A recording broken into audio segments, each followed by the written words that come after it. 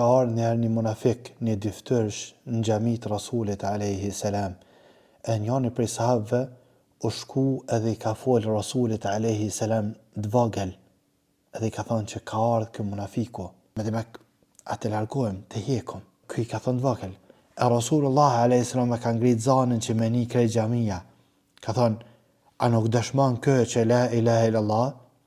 Ka thonë ky sahabiu, thot po ja Rasulullah, ky dëshmon, munafik, dyftërsh.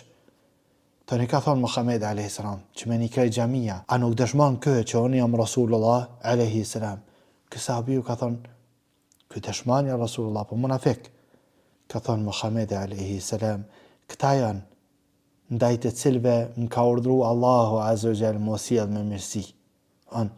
Muslimani normal që e don Rasulin alayhi salam, e normal që punon për fenë e tina, e normal që nuk përhap zeza të muslimanëve edhe në qoftë se sheh.